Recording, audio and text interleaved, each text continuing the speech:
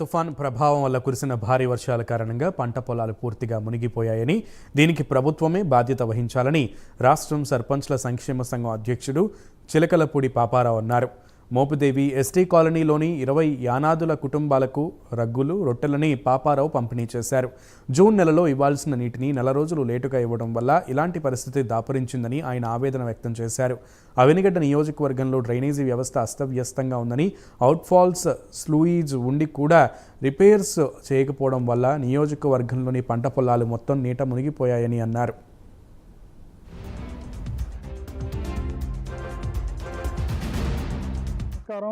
ఈరోజు మనం అవనిగడ్డ నియోజకవర్గంలోని దక్షిణ కాశీగా పేరు పొందిన పెదకల్లేపల్లి గ్రామంలో 4వ వార్డులో ఉన్నాం.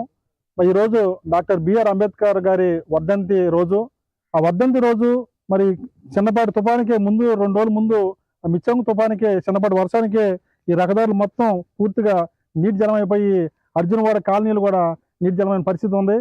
మరి జగన్మోహన్ రెడ్డి గారు అంటా ఉంటారు, నా ఎస్సీలు, నా ఎస్టీలు, నా బీసీలు అని.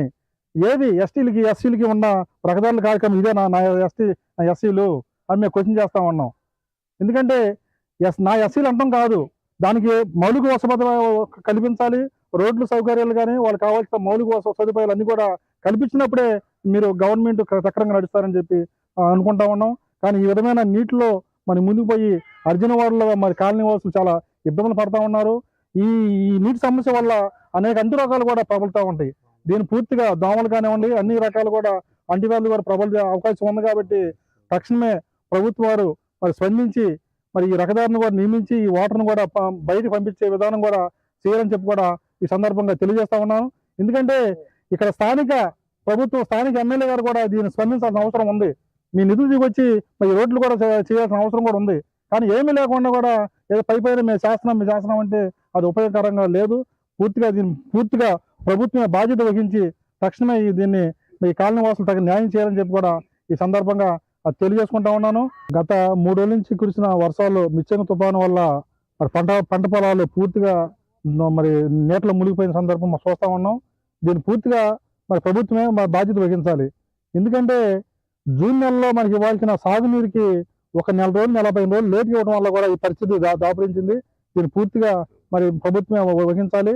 అదేవిధంగా ఈ రాష్ట్రంలో డ్రైనేజ్ వ్యవస్థ ఎక్కడ కూడా సరిలేదు. మరీ ముఖ్యంగా అవనిగడ్డ నియోజకవర్గంలో డ్రైనేజ్ వ్యవస్థ అస్తవ్యస్తంగా ఉంది.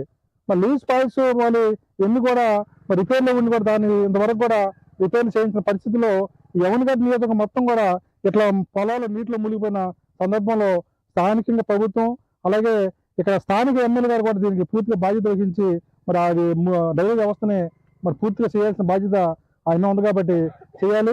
మా నాయకుడు మరి పవన్ కళ్యాణ్ గారి ఆదేశాల మేరకు మేము అన్ని చోట్ల కూడా తిరిగి ఎక్కడెక్కడ డ్రైనేజ్లు మరి ఇది ఉందో, అలాగే రోడ్లు ఎక్కడ దెబ్బతిన్నాయో, ఎక్కడ పొలాలు అన్ని గ్రామాలు కూడా తిరిగి మరి చేస్తా ఉన్నాం. మా నాయకుడు పవన్ కళ్యాణ్ గారి ఆదేశాల మేరకు పనిచేస్తా ఉన్నాం. మరి దీని మీద పూర్తిగా ప్రభుత్వం బాధ్యత వహించి రైతులకి మరి 1 ఎకరానికి వచ్చి 40,000 రూపాయలు నష్టపరిహారం చెల్లించాలని చెప్పి కూడా ప్రభుత్వాన్ని మేము డిమాండ్ చేస్తా ఉన్నాం. జై జనసేన, జై హింద్. గత 3 రోజుల నుంచి కురిసిన వర్షాలు మిచ్చంగు తుఫాను వల్ల మరి పంట పొలాలు పూర్తిగా మరి నీటిలో మునిగిపోయిన సందర్భం మనం చూస్తా ఉన్నాం. దీన్ని పూర్తిగా మరి ప్రభుత్వమే మరి బాధ్యత వహించాలి. గత 3 రోజులుగా